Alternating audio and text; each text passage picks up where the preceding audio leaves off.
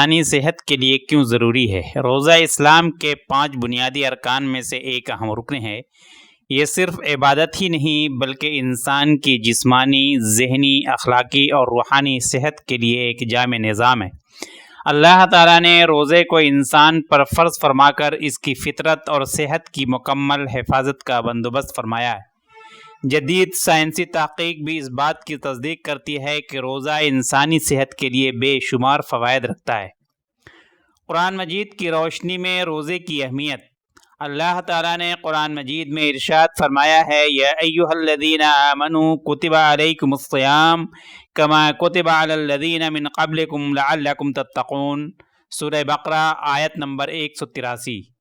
اس آیت میں واضح کیا گیا ہے کہ روزے کا بنیادی مقصد تقوی حاصل کرنا ہے، اور تقوی ہی وہ صفت ہے جو انسان کو ہر طرح کی جسمانی اور روحانی بیماریوں سے محفوظ رکھتی ہے۔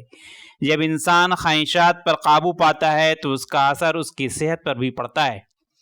احادیث نبوی صلی اللہ علیہ وسلم میں روزے کی افادیت۔ نبی کریم صلی اللہ علیہ وسلم نے فرمایا، صوموا تصحوا، روزہ رکھو صحت مند ہو جاؤ۔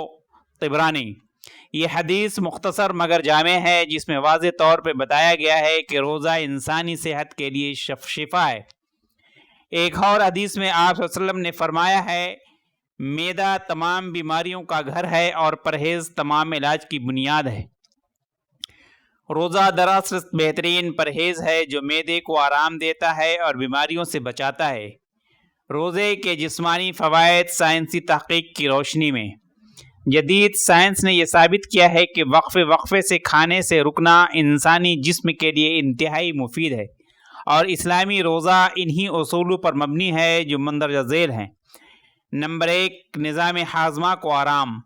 روزے کے دوران معدہ اور آنتوں کو مکمل آرام ملتا ہے۔ مسلسل کھانے سے نظام ہاضمہ تھک جاتا ہے، جبکہ روزہ اسے خود کو درست کرنے کا موقع دیتا ہے۔ نمبر 2، جسم سے فاسد مادوں کا اخراج۔ سائنسی تحقیق کے مطابق روزہ جسم میں موجود ٹاکسنز کو خارج کرنے میں مدد دیتا ہے۔ جب انسان روزہ رکھتا ہے تو جسم کے اندر چربی میں جمع زہریلے مادوں کو استعمال کر کے باہر نکالتا ہے۔ نمبر 3، وزن میں کمی۔ روزہ موٹاپے کے خلاف ایک مؤثر طریقہ ہے۔ اس سے کیلوریز کا توازن درست ہوتا ہے اور چربی کم ہوتی ہے، جس سے دل کی بیماریوں کا خطرہ بھی کم ہو جاتا ہے۔ نمبر 4، شوگر اور بلڈ پریشر پر قابو۔ تحقیقات سے ثابت ہوا ہے کہ روزہ انسولین سینسیٹیوٹی کو بہتر کرتا ہے، جس سے ذیابیطس، شوگر کے مریضوں کو فائدہ ہوتا ہے۔ اسی طرح بلڈ پریشر بھی متوازن رہتا ہے۔ نمبر 4، مدافعتی نظام مضبوط ہونا۔ روزہ انسانی جسم کے امیون سسٹم کو مضبوط کرتا ہے۔ روزے کے دوران نئے سفید خلیے بنتے ہیں جو بیماریوں سے لڑنے میں مدد دیتے ہیں۔ روزہ صرف جسم نہیں بلکہ ذہن کو بھی صحت مند بناتا ہے۔ روزہ انسان کو صبر، برداشت اور تحمل سکھاتا ہے، جس سے ذہنی دباؤ کم ہوتا ہے۔ جب انسان کھانے پینے جیسی بنیادی خواہشات پر قابو پا لیتا ہے تو وہ دیگر منفی عادات سے بھی بچ سکتا ہے، جو ذہنی صحت کے لیے نہایت مفید ہے۔ روحانی فوائد اور اخلاقی تربیت۔ روزہ انسان کو اللہ کے قریب کرتا ہے، دل کو پاک کرتا ہے اور روحانی طاقت عطا کرتا ہے۔ روزہ انسان میں اللہ کا خوف اور احساس پیدا کرتا ہے، جو اسے گناہوں سے بچاتا ہے۔ بھوک اور پیاس کا احساس انسان کو غریبوں اور محتاجوں کی حالت سمجھنے میں مدد دیتا ہے، جس سے معاشرتی ہمدردی بڑھتی ہے۔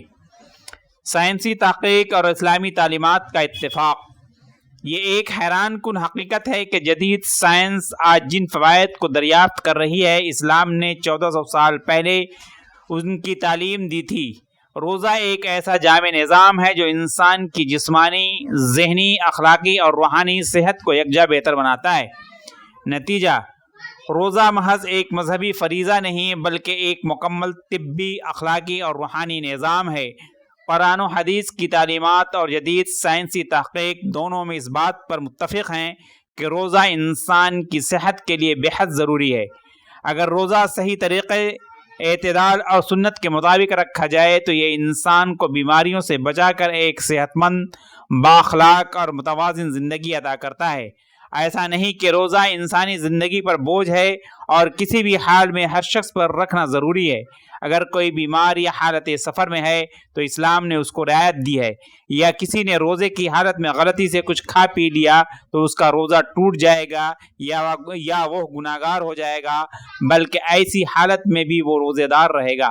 اللہ تعالی ہمیں روزے کی اصل روح کو سمجھنے اور اس پر عمل کرنے کی توفیق عطا فرمائے، آمین یا رب العالمین۔